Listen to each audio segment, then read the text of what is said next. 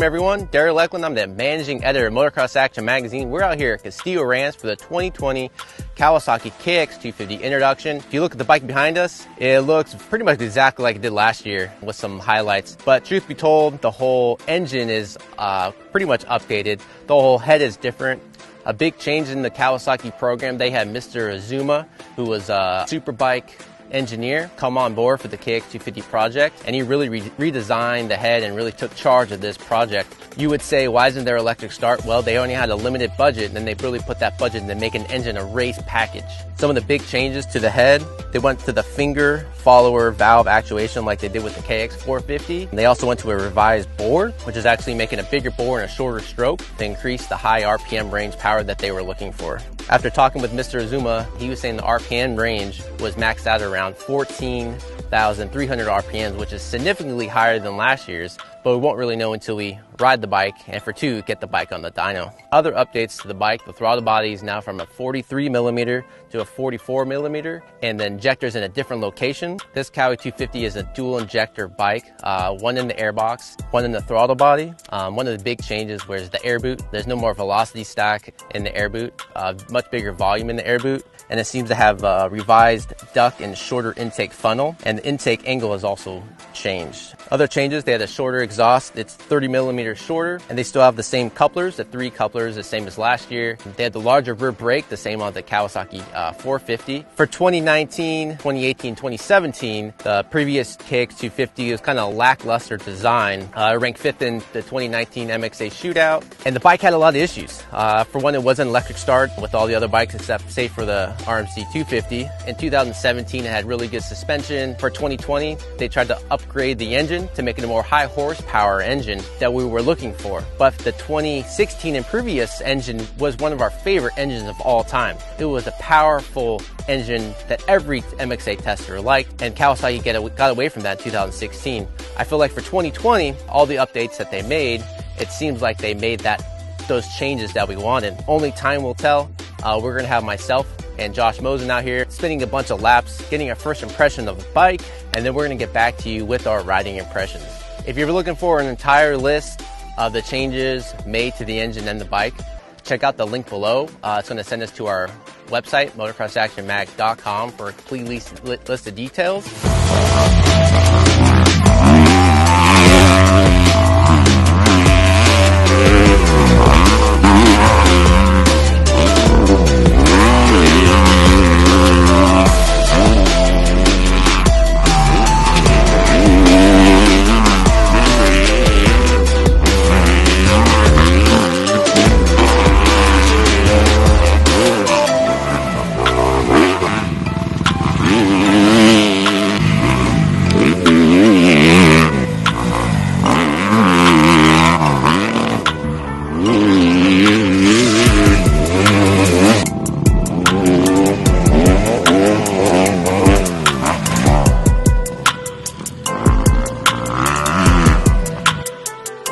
So we just got done testing. We were out here from sun up to sundown pretty much. We got 3.3 hours on the bike. First thing you notice is really the engine. I mean, in the past, the engine was where it really lacked. Obviously, it doesn't have electric start and stuff like that we would like. The engine package was very noticeable. It had a lot more top end, but, and there's always a but, right? Hold up period from bottom to mid and second gear. And I think that's where I felt it, and I asked Josh the same thing. I think you kind of felt the same issue, yeah? Yeah. So the track here at Castillo Ranch, it's more of a tighter track. For us, you know, on this track, I would expect to ride second gear more coming out of the corners.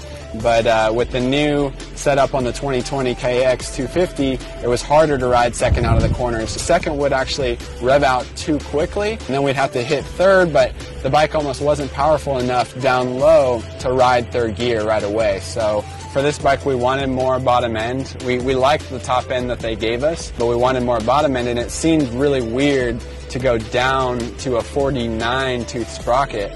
Going from a 50 to a 49, it seemed weird, but once we got on the track, I was surprised with how well it worked. And even third gear still pulled really well once we were able to get into third gear. It did, and it just made it easier to ride. I feel like that was kind of the ultimate goal. So that's when we started messing with the mapping. We got some custom maps. The couplers are super easy to change on the Kawasaki's, and that was really nice. It was easy for me to go out and do 2 laps. That was really nice that the couplers are easy to change, and if you're a Kawasaki guy, you would know that. But yeah, for me, I tried a wide range of couplers. I went from, you know, the stock coupler to the mellow coupler to the aggressive, and even to our custom coupler that we ended up on at the end of the day, the custom mapping that Kawasaki gave us. For me, I honestly didn't notice as big of a difference as Daryl did. So for me, I like the more aggressive couplers, the more aggressive mapping.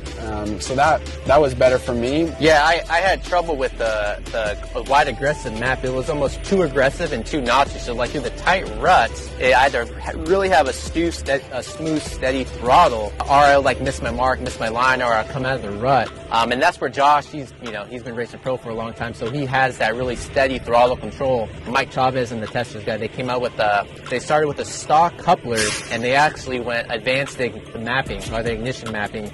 And that kind of gave me, it kind of smoothed out that roughness. It lengthened from second to third for me a little bit, and also actually gave a little more bottom to mid and had a better transition from bottom to mid to top. And I think we both would say that this is a great change, a much better change, a more competitive bike. This is an engine that took a step in the right direction for Kawi. Now, as far as suspension goes, with the new K-Alba stuff last year, the Showa components, right off the bat, I felt like it was a comfortable balance. Even for my weight, it was really good. You can put enough, you can get the sag up to 105 for myself. Then Josh jumped on, and what were you thinking when you were riding the bike as far as like handling and suspension? Yeah, I like the stock settings. That's where we started out with sag at 105, and it honestly wasn't too bad. Yeah. For me, I was riding a little bit low in the stroke and the forks. I wasn't able to quite trust it coming into the corners as much, but we were able to stiffen up the forks. The shock was incredibly good. Like me and Josh, we had no issues with the shock. The only problem we both had, even with our weight differences, was with the forks diving in the corners. And we only made, I think we went 3 clicks stiffer on the forks, and we went 1 click out on rebound, which incredibly, those 1 click differences on this setup made a huge difference. So really, to get a good balance, it didn't take much. Obviously, the ergonomics we really like. Yeah. It's a thin bike. It's really flickable. It feels light in the air.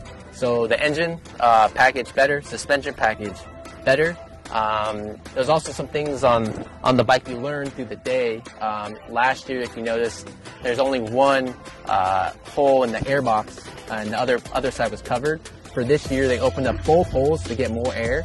But if you listen to the video on Josh riding, the thing is super loud. Yeah, it sounds cool. It does. It sounds like a race bike. It sounds like a full factory race bike, and it's bone stock, which is crazy. Yes. But it is loud. It's definitely loud. Yeah, and even the technicians saying they're having trouble passing sound with the bike. The exhaust system is 30 millimeters shorter, but that's all on the head pipe and the curve in the head pipe, so it's 15 millimeters on each side. So actually the muffler is the exact same length as last year, just the header is shorter. This bike ranked 5th in last year's MXA shootout. Mostly everyone liked the bike. It's a good turning bike, it's a good chassis, but it's not really up to date. It doesn't have the electric start. Only the Kawi and the Suzuki don't have an electric start. Other than that, I think Kawi did a great job. We're going to get a bunch more hours on this. We had a lot of testing to do. This is a much different track than we normally ride. Yep. Glen Helen's a lot more wide open. This is pretty tight and compact. So we're going to have a full test in a future issue of Motocross Action magazine. And as always, check out motocrossactionmag.com for all your feature updates, bike tests, and everything else you need to know about motocross and supercross. And if you're watching this video on YouTube, hit that subscribe button, stay up to date on the latest videos, updates from the Motocross Action Wrecking Crew.